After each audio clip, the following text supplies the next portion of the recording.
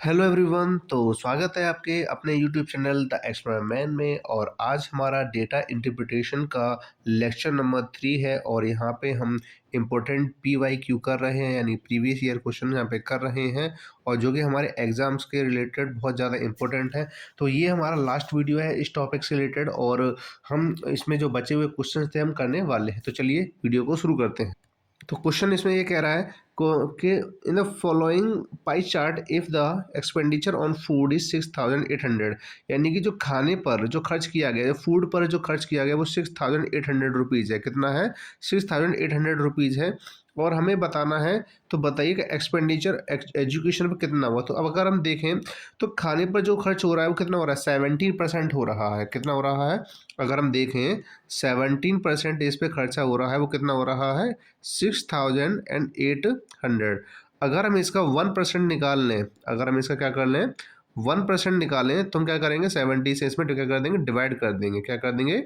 Divide कर देंगे, जो कि हमारा कितना आएगा? 400 रुपीज़ आएगा। कितना आएगा यहाँ पे? 400 रुपीज़ आएगा। अब हमें क्या चाहिए? 16% एजुकेशन पे खर्च किया है, तो हमें क्या करना है? 16% निकालना है। हमने 1% तो निकाल ही लिया है। हम यूनिटरी मेथड इसमें हमने यूज किया है। कौन सा मेथड यूज किया है?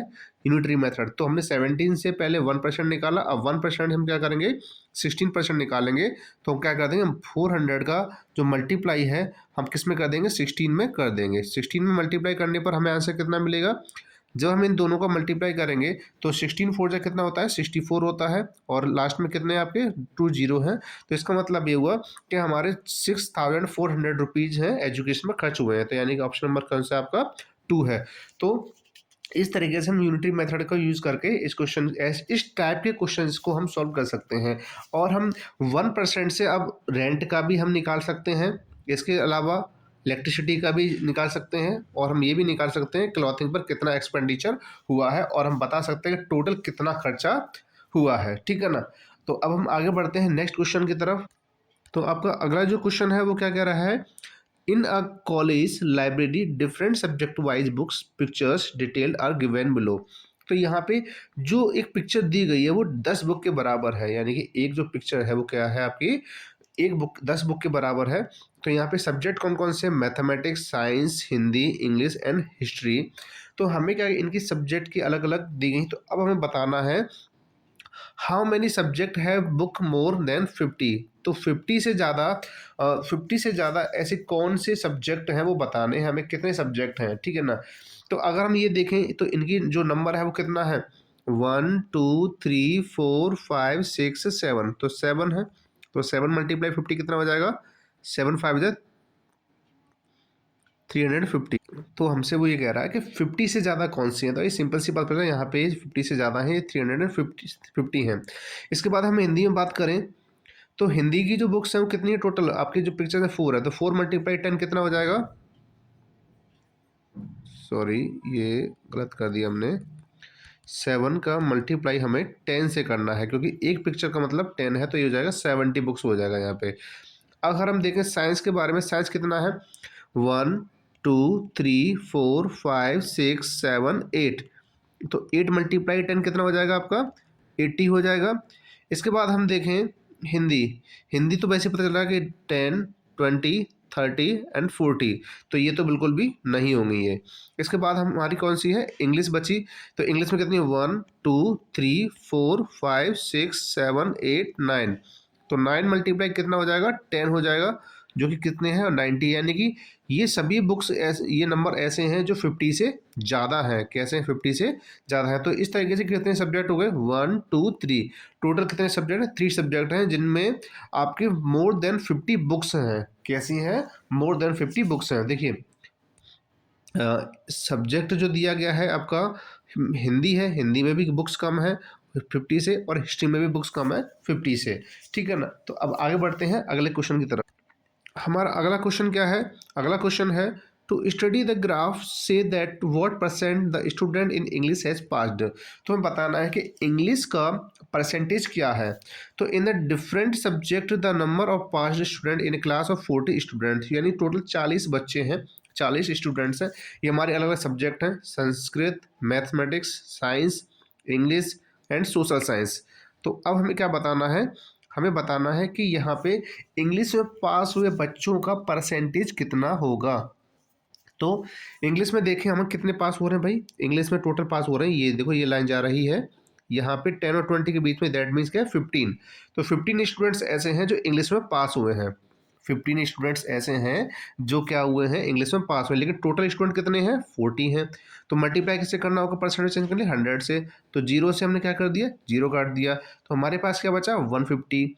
और 150 हम क्या करेंगे 4 से डिवाइड कर देंगे, और जब हम 4 से डिवाइड करेंगे तो हमारे पास जो आंसर आएगा वो कितना आएगा 37.5% आंसर आ जाएगा।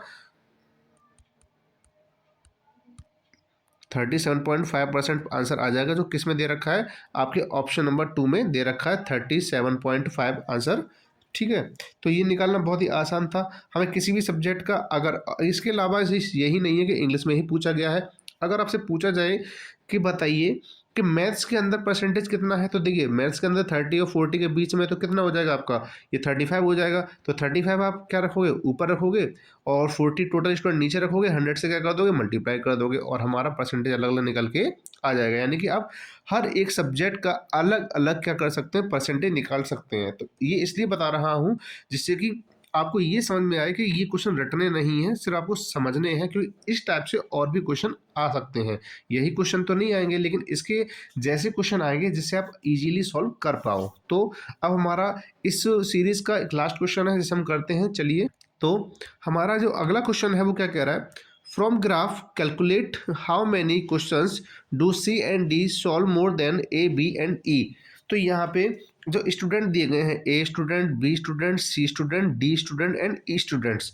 तो यहाँ पे क्या नंबर ऑफ क्वेश्चंस है, यानी कि किसी ने एक ने 4 सॉल्व किए हैं, बी ने 8 सॉल्व किए हैं, और इसके बाद सी ने 14 क्वेश्चन सॉल्व किए हैं, डी ने 10 क्वेश्चन सॉल्व किए हैं, और इसके बाद जो ई है, ई ने भी हमारे 8 क्वेश्चन ही सॉल्व किए हैं। तो इस तरीके से ये क्या है, हमारे क्वेश्चन के नंबर दिए किस स्टूडेंट ने कितने क्वेश्चन सॉल्व किए हैं। तो बताना है कि सी और डी ये जो क्वेश्चन सॉल्व किए हैं, ए बी सी को मिलाकर, किसको मिलाकर, ए बी सी को मिलाकर कितने क्वेश्चन ज़्यादा सॉल्व किए हैं। तो अगर हम देखें सी का, देखें सी क्या है, सी ये रहा, सी ने टोटल 14 क्वेश्चन सॉल्व किए हैं, कितने क्वेश्चन सॉल्व किए हैं 14। और वहीं हम डी की बात करें तो डी ने कितने क्वेश्चन सॉल्व किए हैं, टोटल 10 क्वेश्चन सॉल्व किए। तो टोटल कितना हो जाता है आपका 24 क्वेश्चन सॉल्व किए दोनों ने मिलके। कितने क्वेश्चन सॉल्व किए हैं दोनों ने मिलके, 24 क्वेश्चन सॉल्व किए हैं। अब हम बात करते हैं किनके बारे में, कि बचे हुए ए ने कितने क्वेश्चन सॉल्व किए हैं, 4 क्वेश्चन सॉल्व किए हैं, बी ने क्वेश्चन सॉल्व कितने किए हैं, 8 क्वेश्चन सॉल्व किए हैं। इसके बाद ई ने कितने क्वेश्चन सॉल्व किए हैं, उसने भी 8 ही क्वेश्चन सॉल्व किए हैं। तो इसका अगर हम टोटल निकालें तो 8 और 8 16 होता है, 16 और 4 कितना होता है 20 होता है। तो यानी कि इन तीनों ने मिलकर अब तक 20 क्वेश्चन ही सॉल्व कर पाए हैं। और अगर हम देखें सिर्फ सी और डी ने मिलकर 24 क्वेश्चन सॉल्व कर लिए हैं, ठीक है ना। तो इसका मतलब ये हुआ कि उन्होंने टोटल 4 क्वेश्चन ज़्यादा सॉल्व किए हैं। कितने सॉल्व किए हैं, 4 क्वेश्चन ज़्यादा सॉल्व किए हैं, यानी तो इसका मतलब क्या, ऑप्शन नंबर क्या हो जाएगा 2 हो जाएगा, जो कि क्या आंसर आ रहा है इसका 4 है। क्या रहा आंसर इसका 4 है। तो बस यही इसमें पूछा गया था, ठीक है ना। अब यहाँ पे आपको स्क्रीन पर दिख रहे होंगे, ये आपके लिए क्वेश्चंस दिए गए हैं जिससे कि आप इनकी अच्छे से प्रैक्टिस कर सको।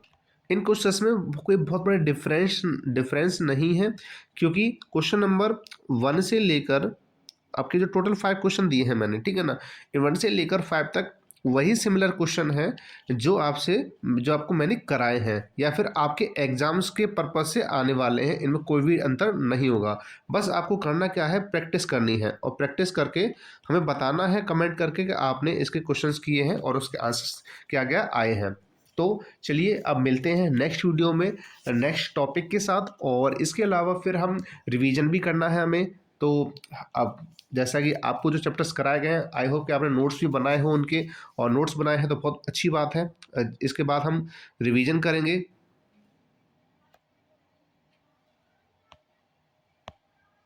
इसके बाद हम क्या करेंगे, रिवीजन करेंगे, और रिवीजन करेंगे तो हमें और भी अच्छे से क्वेश्चन सॉल्व होते चले जाएंगे, ठीक है ना। तो मिलते हैं नेक्स्ट वीडियो में।